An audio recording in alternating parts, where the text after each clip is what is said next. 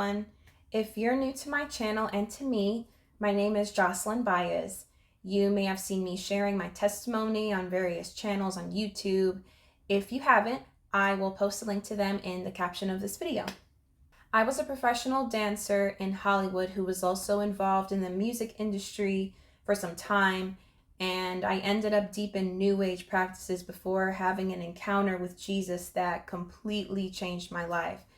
Honestly, my whole testimony leading up to that point is so long and has so many parts to it that I've never shared everything in a single interview. In the interviews I have been on, a major part of my story is when I overdosed on LSD. I'm not going to go into details of that part of my story, but there will be some details I share here that I did not on those channels, just for the unique purpose of my upcoming videos.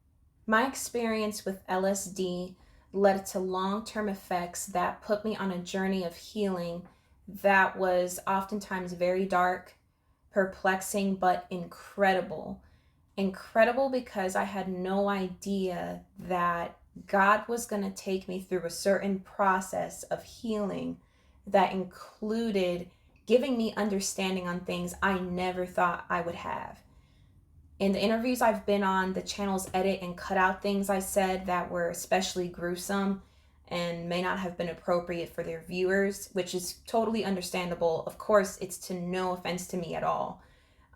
However, I did want to go into some more detail in my channel because of the specific purpose of helping those who are having the darkest experiences from New Age, witchcraft in general, psychotic disorders, and drugs. There are so many sinister things people go through after taking psychedelics or being in any form of witchcraft, and I really believe most of what we see being exposed on social media is just the tip of the iceberg.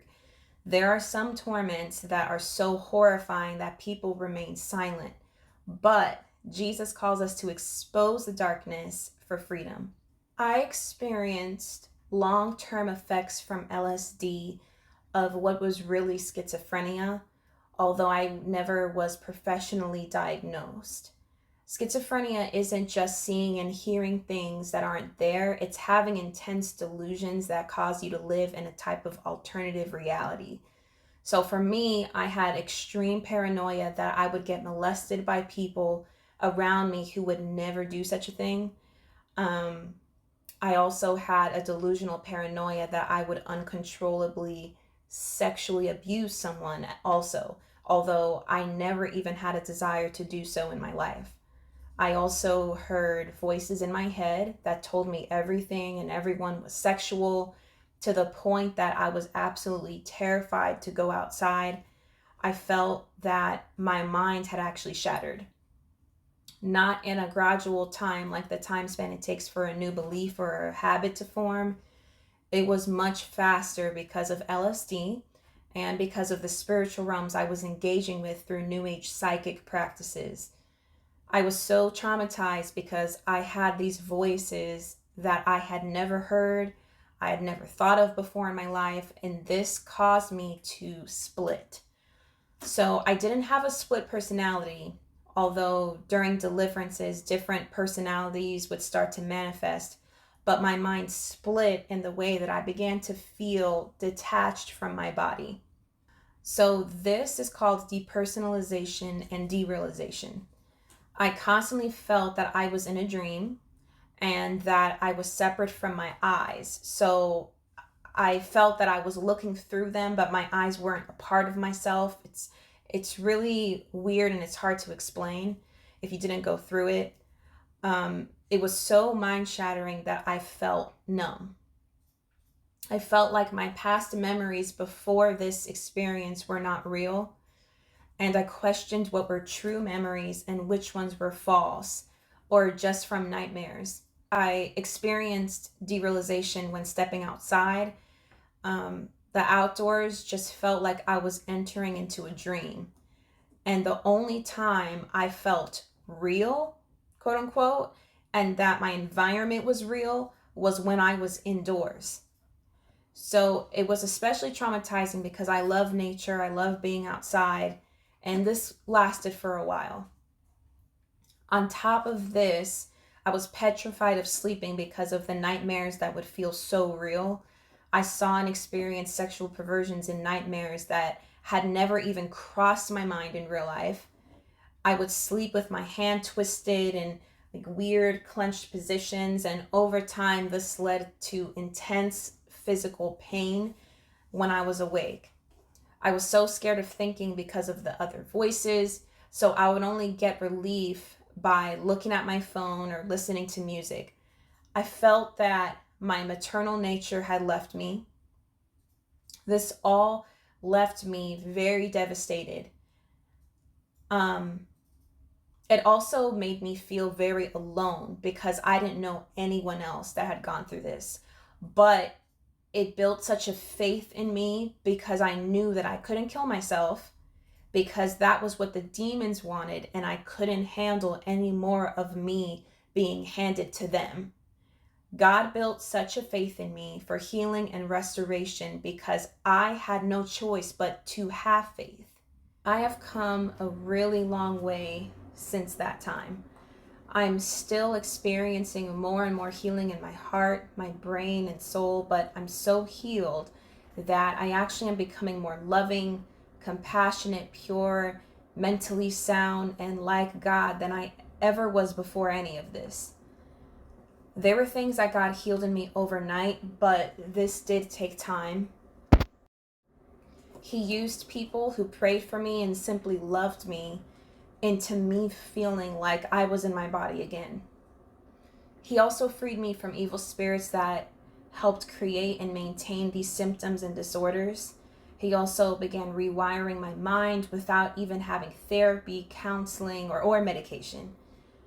So he started to convince me that my past memories were true and that the ones that I grappled with after LSD were not true. A little over 2 years ago, I had a dream from God, and this became the driving force of the video series I am now creating for my channel. In the dream, I was standing in front of a field of really tall wheat. The wheat reached so much higher above my head, but what was even more odd about it was that the heads of wheat were a vibrant purple color, which I've never seen before. I was with my husband, who was my boyfriend at the time, and in the dream he said, "I'm going to pray for your confidence." When he said that, I looked and saw the purple heads of wheat falling down to the ground. I had prayed and asked God what this dream meant, but I didn't get an answer until several months ago.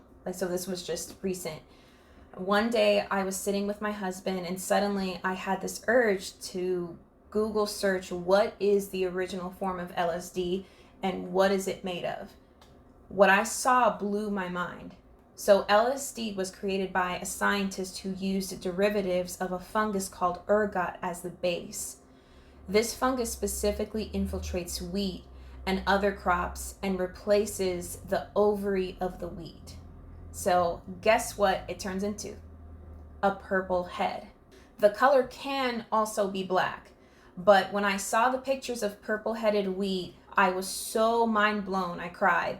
I was so amazed that God showed me the origin of LSD and what it looked like in my soul and spirit, with me not having any prior knowledge whatsoever on these things.